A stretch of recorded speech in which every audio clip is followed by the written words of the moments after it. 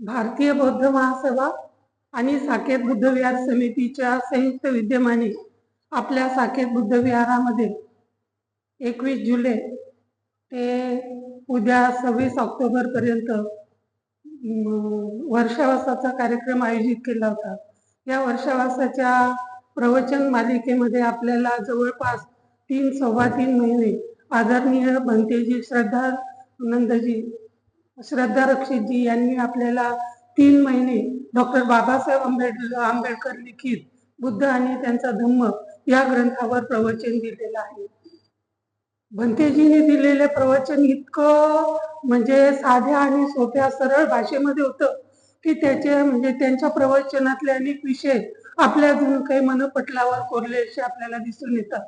म्हणजे ते सिद्धार्थाचं बालपण असो, त्याच्यानंतर त्यांचा गृहत्याग असो, त्याच्यानंतर त्यांनी वेगवेगळ्या ऋषींच्या आश्रमात जाऊन जे शिक्षण घेतलेलं आहे आणि ज्या विद्या त्यांनी संपादन केलेल्या आहेत, तर त्यांनी जे काही आपल्याला अनेक प्रकारची उदाहरणं दिली, त्याचे जे काही त्यांनी दाखले दिलेले आहेत, तर ते जसेच्या तसे आपल्या लक्षात राहतात।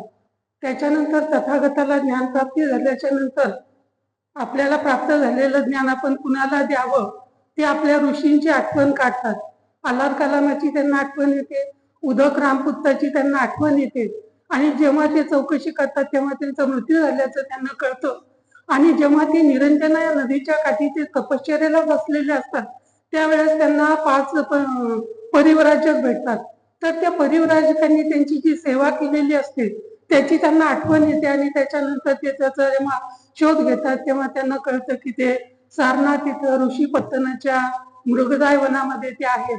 मग तथागत पायी प्रवास करून तिथपर्यंत जातात आणि त्या पंचवर्गीय भिक्षूंचं तेही आपल्या मोठं लक्षात येतं की त्यांना असं वाटतं की आता सिद्धार्थ म्हणजे ते बुद्ध इकडे येत आहेत।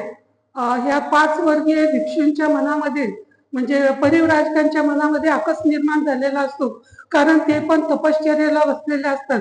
परंतु तथागत सिद्धार्थाच्या असं लक्षात येतं की कठोर तपश्चर्या केली तर काही साध्य होत नाही आणि त्यामुळे ते तपश्चर्याचा त्याग करतात। दरम्यानच्या काळात त्यांना सुजाता खीर देते आणि ती खीर प्राशन केल्याच्या नंतर म्हणजे त्यांच्या चित्त प्रवृत्ती जी आहे त्या प्रसन्न होतात। ते बोधगया येथे जातात, त्या वटवृक्षाखाली ते बसतात आणि तिथं त्यांना ज्ञानप्राप्ती होते। तर हे जे पंचवर्गीय भिक्षू आहेत त्यांना ते आवडत नाहीये। त्यांना वाटतं की सिद्धार्थ तपश्चर्याला बसलेला असून त्यांनी तपश्चर्या त्यागली आणि त्यामुळे ते त्याच्यावर नाराज झालेले असतात। जेव्हा म्हणजे सिद्धार्थ गौतमाला म्हणजे तथागतांना ज्ञानप्राप्ती होते आणि ते ह्या पंचवर्गीय भिक्षूकडे जातात तेव्हा त्या पंचवर्गीय भिक्षूंच्या प्रतिक्रिया अशा होतात की सिद्धार्थ आता आपल्याकडे येतोय, आपण त्यांच्या स्वागतासाठी उभं राहायचं नाही, त्यांचं चिवर घ्यायचं नाही, त्यांना आपण वंदन करायचं नाही, अशा त्या प्रतिक्रिया होतात। परंतु जेव्हा तथागत त्यांच्या जवळ यायला लागतात त्याच्यामध्ये भंतेजींनी आपल्याला सांगितलंय की तथागत गौतम बुद्धाचं म्हणजे व्यक्तिमत्वच इतकं प्रभावी होतं की चालणारे लोक त्यांच्या मागे येतात, जे बसलेले असतात ते उठतात आणि नमन करायला वंदन करायला लागतात।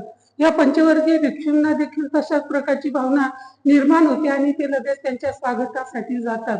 म्हणजे यांनी सांगितलेले जे काही प्रसंग आहेत, जे उदाहरणे आहेत, ते तंतोतंत आपल्या मनपटलावर ते चितारल्यासारखं दिसून येते। अशा अनेक प्रसंग आहेत।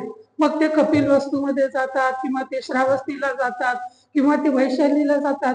मला तर तो वैशालीचा प्रसंग म्हणजे तथागताचा अंतिम समय जेव्हा जवळ आलेला असतो तेव्हा आनंदाला ते सांगतात की आपण आता वैशालीला जाऊयात आणि वैशालीला गेल्याच्या नंतर ते म्हणतात की आनंदा ही माझी वैशालीची शेवटची भेट आहे, कारण त्यांनी अगोदर सांगितलेलं असते की 3 महिन्याच्या नंतर माझं महापरिनिर्वाण पौर्णिमेच्या दिवशी होणार आहे आणि ते त्या वैशाली नगरीकडे असं वळून पाहतात आणि म्हणजे त्याच्यामध्ये असं दिलंय की ही तथागतांची वैशाली नगरीला शेवटची भेट आहे, कारण त्याच्यानंतर मग ते फारसे जगलेच नाही।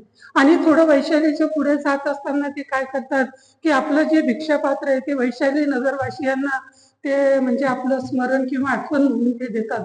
तर हा जो काही प्रसंग आहे तो देखील आपल्या काळजावर उमटतो। म्हणजे तथागतांनी जिथं जिथं भेटी दिलेल्या आहेत त्या म्हणजे भेटीविषयी त्यांच्या ज्या काही श्रद्धा आहेत, त्यांना त्याचा जो काही मनस्वी आनंद झालेला असतो तो शब्दामध्ये व्यक्त केलेला आहे. भंतेजींनी देखील आपल्याला तो तंतोतंत तशा प्रकारचा सांगितलेला आहे. अनेक गोष्टी भंतेजीकडून आपल्याला नव्याने कळलेल्या आहेत.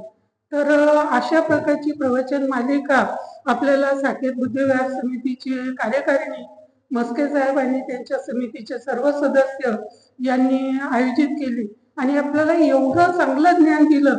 म्हणजे भंतेजी तर वारंवार म्हणत होते, अनेक जणांकडूनही मी ऐकलं होतं की भंतेजी फक्त श्रामणेर आहेत. म्हणजे श्रामणेर असो किंवा त्याच्यापेक्षा थेर म्हणजे उच्च पदाला गेलेले असो, पण ज्ञान ग्रहण करण्याची त्यांची जी काही क्षमता आहे तर ती निश्चितच वाखाणण्यासारखी आहे.